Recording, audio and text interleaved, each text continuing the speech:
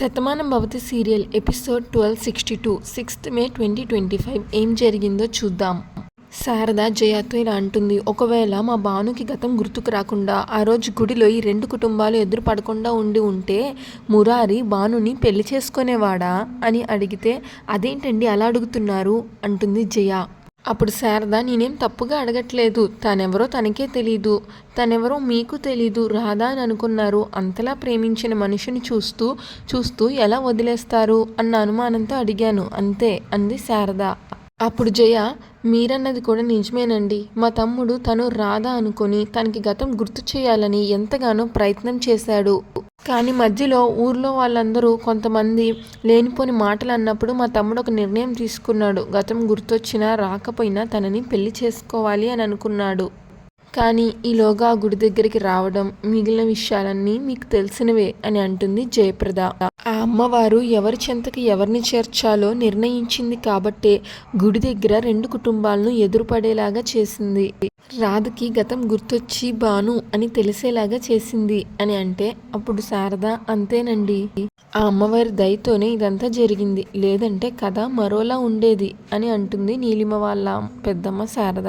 ఇంకా భాను మురారితో మాట్లాడుతుంటే వాళ్ళ అత్తయ్య ఊర్మిళ పిలుస్తుంది, అమ్మ భాను ఒకసారి ఇలా రామ్మ అని. ఇంకా జయానేమో భువనేశ్వరి పిలుస్తుంది, జయ ఇలా రామ్మ అని. ఇంకిద్దరు ఎటు వాళ్ళటే వెళ్ళిపోతారు. ఇంకా భాను హాల్లోకి వస్తుంది. ఏంటి అత్తయ్య గారు అంటే, ఒకసారి ఇలా కూర్చోమ్మా అని ఇద్దరిని కూర్చోబెడతారు, కార్తిక్ని భానుని. ఇంకా ఇద్దరిని సోఫాలో కూర్చోబెడితే ఇంకా జయానేమో బొట్టు పెట్టించి జయా చేత బట్టలు పెట్టించిద్ది భువనేశ్వరి. ఇంకా భాను ఆ చీర ఓపెన్ చేసి చూసుకుంటే పట్టు చీర. ఇప్పుడు ఇవన్నీ ఎందుకండి అని భాను అంటే, భువనేశ్వరి, కాదనకమ్మా, మా ఊర్లో ఏ ఫంక్షన్ జరిగినా సరే మా ఇంటి నుంచి పట్టుబట్టలు పంపించడం మా ఇంటి ఆనవాయితీ. అలాంటిది నువ్వు మాకు ఎంతో ఆత్మీయురాలివి, మీ అందరూ మా వాళ్ళు. ఈరోజు మీ ఇంట్లో శుభకార్యం జరుగుతుంది, అందుకే మా ఇంటి తరపు నుంచి పసుపు కుంకుమ నీకు ఇస్తున్నాను, కాదనకు అంటుంది భువనేశ్వరి. చీర చాలా బాగుందండి అని భాను అంటే, జయ, మా అమ్మ సెలెక్ట్ చేసిందంటే అంత గొప్పగా ఉంటుంది మరి అంటుంది. సత్య, భానుకి బట్టలు పెట్టడం అంటే మా ఇంట్లో పెద్ద పండగే, అమ్మమ్మ చేనేత వాళ్ళని పిలిపించి మరీ శ్రద్ధ తీసుకొని నేయించింది, మా మామయ్య కూడా శ్రద్ధ తీసుకుని పక్కనే ఉన్నాడు అంటుంది సత్య. అప్పుడు బామ్మ, భలే వారే, మీరు వస్తే సరిపోదా, ఈ కానుకలు ఇవన్నీ ఎందుకు, మీ అభిమానం సరిపోతుంది కదా అని బామ్మ అంటే, ఊర్మిళ, అమ్మమ్మ భాను మీద వాళ్ళకి ఎంత అభిమానం ప్రేమ ఉన్నాయో ఇంకో ఈ రూపంలో వాళ్ళు చూపించారు అని అంటుంది ఊర్మిళ. అప్పుడు భాను, అత్తయ్య ఈ చీర చాలా బాగుంది కదా అని అంటుంది. అంటే అప్పుడు ఊర్మిళ, నిజంగా చాలా బాగుంది భాను, నీ రంగుకి ఒంటికి చాలా నప్పుతుంది అని అంటే, భాను, అత్తయ్య మీరేమనుకోకపోతే ఫంక్షన్లో నేను ఈ చీరే కట్టుకుంటాను అని అంటుంది భాను. కార్తిక్, అదేంటి భాను, అమ్మ ప్రత్యేకించి నీ కోసం చీర కొనింది కదా, నువ్వేమో ఈ చీర కట్టుకుంటా అంటావేంటి అని అడుగుతాడు. అప్పుడు భాను, ఎంతో అభిమానంగా నా కోసం తీసుకొచ్చారండి, సత్య చెప్తుంది కదా ప్రత్యేకంగా నేయించారు అని, మరి వాళ్ళ ముందే నేను ఇది కట్టుకొని ఫంక్షన్ చేసుకుంటే వాళ్ళకి ఆనందంగా ఉంటుంది కదా అని అంటుంది భాను. మీకు అభ్యంతరం లేకపోతేనే నేను ఈ చీర కట్టుకుంటాను అని భాను అంటుంది. ఊర్మిళ ఏం ప్రాబ్లం లేదన్నట్టు హ్యాపీగానే ఉంటుంది, స్మైల్ చేస్తూ ఉంటుంది సంతోషంగా. కార్తిక్ మాత్రం ఫేస్ అదోలా పెట్టుకుంటాడు. భాను, అత్తయ్య మీరిప్పుడు కాదు అంటే నేను ఇంకోసారి ఫంక్షన్కి ఈ చీర కట్టుకుంటాను అని అంటే, ఊర్మిళ, భలే దానివి, వాళ్ళు నీ మీద ఎంతో అభిమానంతో చీర తీసుకొచ్చారు, ఈ చీర నీకు నచ్చింది, నువ్వు అలాగే కట్టుకో, ఇందులో అభ్యంతరం ఏముంది చెప్పు అంటుంది ఊర్మిళ. భువనేశ్వరి, పర్వాలేదు భాను, మీ అత్తయ్య గారు ఒక చీర కొన్నారు కదా, నువ్వు ఆ చీర కట్టుకోవడం మంచిదేమో అని అంటుంది.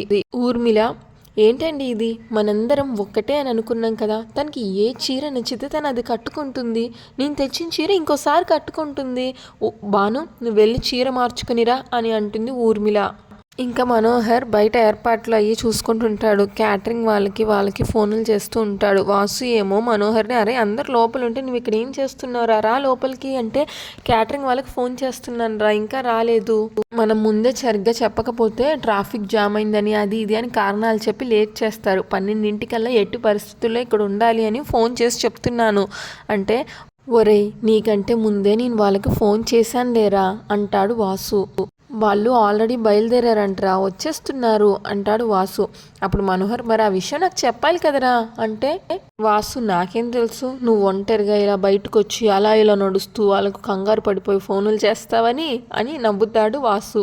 ఇంకా సత్య మురారిని బయటికి లాక్కొస్తుంది. అప్పుడు మురారి, సత్య ఇప్పుడు కాదు తర్వాత మాట్లాడదాం, ముందు ఫంక్షన్ అవని అంటే, సత్య మాయ ఇందులో మాట్లాడడానికి ఏమైంది, ఆ మాట చెప్పేస్తే సరిపోతుంది అని చెప్పి లాక్కొస్తుంది బయటికి. నీకేం తెలీదు నువ్వు ఉండు అంటుంది సత్య. నా మాట విను సత్య అని మురారి అంటే, నీకేం తెలీదు నువ్వు రామయ్య అంటూ మురారిని లాక్కెళ్తుంది సత్య వాసు మనోహర్ దగ్గరికి. అప్పుడు వాసు ఇలా అంటాడు, ఏంటమ్మా ఊరు మొత్తం హీరోలాగా చూసే మీ మావయ్యని నీకేం తెలీదు అని లాక్కొస్తున్నావు, ఏమైంది అని అడుగుతాడు వాసు. అంకుల్ మిమ్మల్ని ఒక మాట అడగచ్చా అని అంటే, భలే దానివే, ఒకటి కాకపోతే 100 అడుగు అంటాడు వాసు. సత్య అడుగుతుంది, అదే మీరు ఒకప్పుడు రాధని చూశారు అని మాకు తెలిసింది, అది మీరు ఎప్పుడు చూశారు, ఎక్కడ చూశారు, ఎలా కలిశారు తనని, మాకు కొద్దిగా విషయాలు చెప్తారా అని అడుగుతుంది సత్య. అప్పుడు వాసు జరిగిందంతా చెప్తాడు. నిజమేనమ్మా, ఒకరోజు చాందినిని హాస్పిటల్కి తీసుకెళ్తున్నప్పుడు నా చెల్లెలును నా కొడుకు రాధని చూశారు. అప్పుడు అనుకోకుండా తను వాళ్ళకి కనిపించకుండా మిస్ అయిపోయింది. ఆ విషయం ఇంట్లోకి వచ్చి చెప్పారు. అప్పుడు మేమందరం మా భాను మాకు తెలియకుండా ఇదే ఊర్లో ఎందుకు ఉంటుంది అని తన గురించి మొత్తం వెతకడం మొదలుపెట్టాం. నేను కూడా వస్తానంటే మా అబ్బాయి అల్లుడు వద్దు అన్నారు. అయినా సరే వాళ్ళు చెప్పిన ఆనవాళ్ళు పట్టుకొని నేను అక్కడికి వెళ్ళి నిలబడ్డాను. సరిగ్గా అదే సమయానికి రాధ బండి మీద వచ్చింది. తన్ని చూసి భాను అనుకొని నేను బాను అని అరుస్తూ తన వెనక పడ్డాను. తన పేరు అది కాదు కాబట్టి తను అసలు వెనక్కి తిరిగి చూడలేదు. నేను అలానే పరిగెడుతూ వెళ్ళానా, తను నన్ను చూసి ఎవరో అనుకొని జాగ్రత్తలు చెప్పి మరీ వెళ్ళిపోయింది. అప్పుడే నాకు యాక్సిడెంట్ జరిగింది, హాస్పిటల్లో చేర్పించారు. ఆ తర్వాత నాకు తెలిసింది నన్ను హాస్పిటల్లో చేర్పించింది తనేనని. అప్పుడు సత్య, అప్పుడే కదా మావయ్య మనం భానుని తీసుకుని అదే హాస్పిటల్కి వెళ్ళాం అంటుంది సత్య. అప్పుడు మురారి కళ్ళల్లో నీళ్లు తిరుగుతాయి. మనోహర్, ఏంటి బాబు ఆ అమ్మాయి పేరు చెప్పగానే అంతలాగా ఫీల్ అవుతున్నావు అంటే, రాదంటే నాకు ప్రాణం అండి, తనతోనే నా జీవితం అని ఎంతో ఊహించుకున్నాను, ఈ జన్మంతా తనతోనే అని ఎన్నో కలలు కన్నాను. కానీ నా నుంచి తను ఎందుకు దూరం అయిపోయిందో నాకు తెలియట్లేదు, మాకు కనిపించకుండా ఎందుకు బతుకుతుందో నాకు అర్థం కావట్లేదు, తను లేని జీవితాన్ని నేను ఊహించుకోలేకపోతున్నాను అంటూ మురారి ఏడుస్తుంటే, వాసు, బాబు నువ్వు అమ్మాయిని ఇంత గొప్పగా ప్రేమించావో నీ మాటల్లోనే మాకు అర్థమవుతుంది. నువ్వు ఆ రాధ అనుకునే కదా మా ఇంట్లో ఉన్న భానుని కూడా మీ కుటుంబ సభ్యులందరూ అంతే అపురూపంగా చూసుకున్నారు. మీరేంటో, మీ మర్యాద ఏంటో, మీ మనసు ఏంటో మాకు కొత్తగా చెప్పక్కర్లేదు. అన్ని విషయాలు భాను మాతో చెప్పింది. తప్పకుండా మీరు ప్రేమించిన అమ్మాయి కనిపిస్తుంది అని నమ్ముతున్నాను. వాసు, అవును బాబు, ఎంతగా ప్రేమించుకున్న వ్యక్తులు ఒకరికొకరు దూరము అవ్వరు అని నిరూపించడానికి మా భాను కార్తిక్లే నిదర్శనం. అలాంటిది నువ్వు ఆ అమ్మాయిని అంతగా ఇష్టపడ్డావంటే తప్పకుండా ఆ అమ్మాయి నీ దగ్గరికి వస్తుంది బాబు అంటాడు వాసు. అది విన్న మురారి, నిజంగా అదే జరిగితే నాకంటే ఆనందించే వాళ్ళు ఎవ్వరు ఉండరండి అంటాడు. మీ మాట నిజమైతే మీకు జన్మంతా రుణపడి ఉంటాను అని మురారి అంటే, వాసు, అయ్యో చెప్పాను కదా, దైవం కొన్నాళ్ళు ఇలా దూరం పెడుతుంది, తర్వాత ఎవరిని ఎలా కలపాలో అలాగే కలుపుతుంది అంటాడు వాసు. ఎలాగో మీరు ఇక్కడి వరకు వచ్చారు కాబట్టి రాధ గురించి పూర్తిగా తెలుసుకున్నాకే ఇక్కడి నుంచి వెళ్ళండి అంటాడు వాసు. మా పార్దుని వెళ్ళి ఆ ఏరియా మొత్తం ఎంక్వైరీ చేయమంటాను, మీ రాధ మీకు ఖచ్చితంగా కనబడుతుంది అంటాడు వాసు. మీ ఇద్దరు కలుస్తారు, సుఖంగా ఉంటారు అంటాడు వాసు. అప్పుడు మురారి సంతోషంగా దండం పెడతాడు వాసుకి. అయ్యో ఏంటయ్యా ఇది, నాకు మా కార్తిక్ ఎలాగో నువ్వు కూడా అలాగే, మా కష్టాన్ని మీరు తీర్చారు, ఇప్పుడు మీరు పడుతున్న బాధను మేము తీర్చకుండా ఎలా ఉంటాం బాబు అంటాడు వాసు. తను తప్పకుండా మీకు కనిపిస్తుంది, నా మాట నమ్మండి అని వాసు అంటే, సత్య చాలా థ్యాంక్స్ అంకుల్, రాధా అని మనిషికి మా మావయ్య జీవితంలో ఎంత ఇంపార్టెన్స్ ఉందో ఈ పాటికే మీకు తెలిసే ఉంటుంది.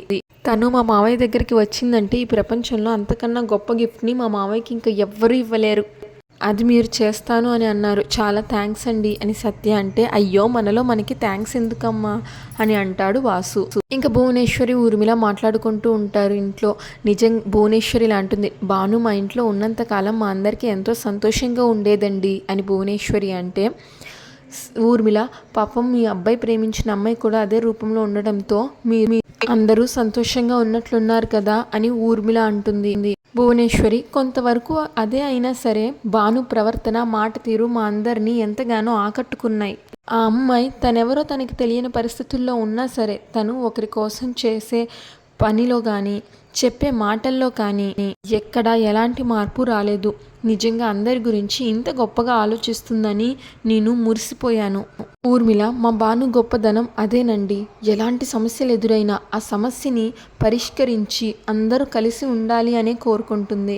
ఎప్పుడు కుటుంబాలు కలపాలి అనే తను ఆలోచిస్తుంది.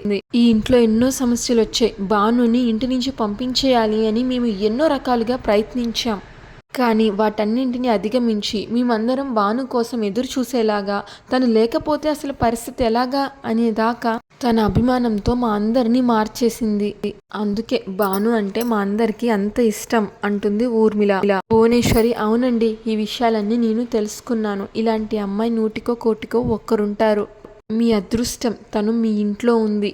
అవును, ఇంతకీ తన ఆరోగ్య పరిస్థితి ఎలాగుంది, డాక్టర్ ఏం చెప్పారు అని భువనేశ్వరి అడుగుతుంది.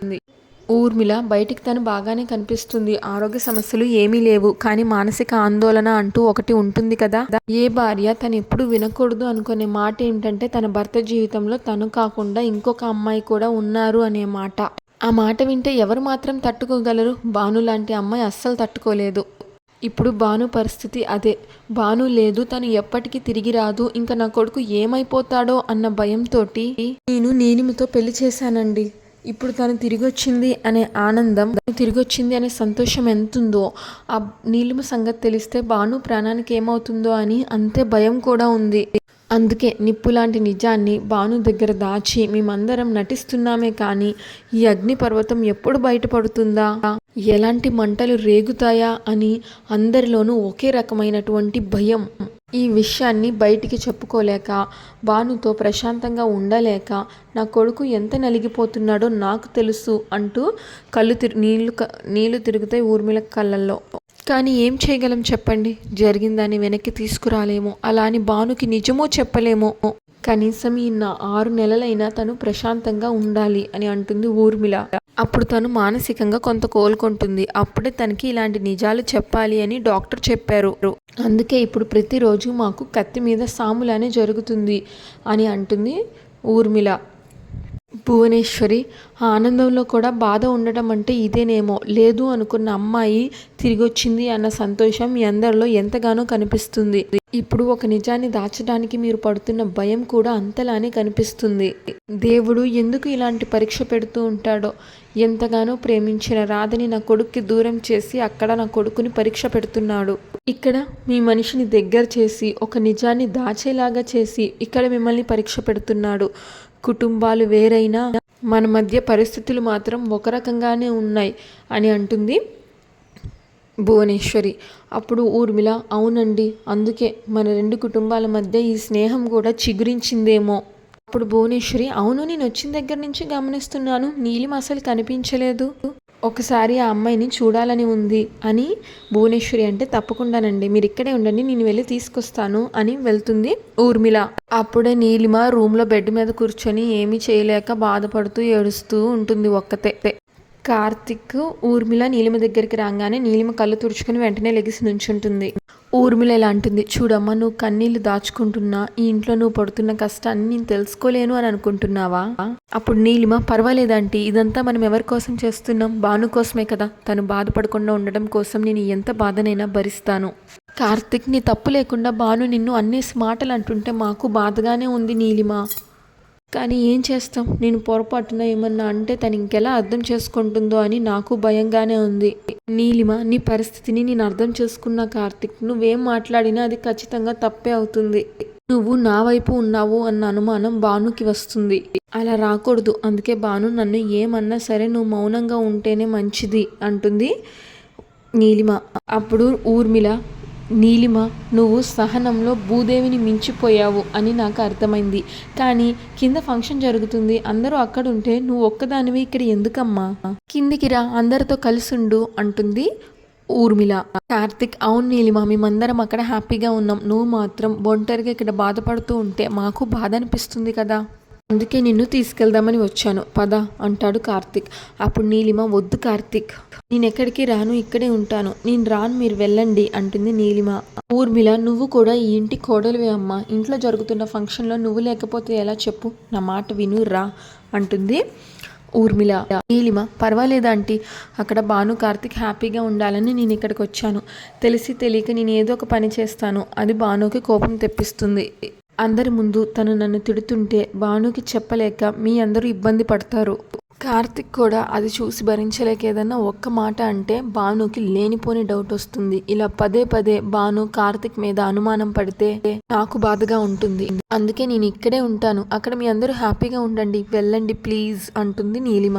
యోగా నీలిమ చేయి తగిలి అక్కడ ఫ్లవర్ వాస్ పడిపోతే అది తీయడానికి ఉంటుంది నీలిమ. అప్పుడు తన మెడలోని తాలిబొట్టు కిందకి అలా పడి ఊగుతా ఉంటుంది. అదే టైంకి అటుగా వెళ్తున్న భాను ఆ తాలిబొట్టును చూస్తుంది. అప్పుడు భాను ఒకసారిగా షాక్ అవుతుంది. అదేంటి నీలిమ మెడలో తాలుంది అని కంగారు పడుతుంది. ఓ పక్కన ఊర్మిళ కార్తిక్ ఫేస్ చూస్తే వాళ్ళిద్దరూ నార్మల్గానే స్మైల్ చేస్తూ నీలిమ వంక చూస్తారు. వాళ్ళేం టెన్షన్ పడట్లేదని చూస్తుంది. వాళ్ళేమి ఈ విషయం చూసి కూడా టెన్షన్ పడట్లేదేంటి అనుకుంటుంది.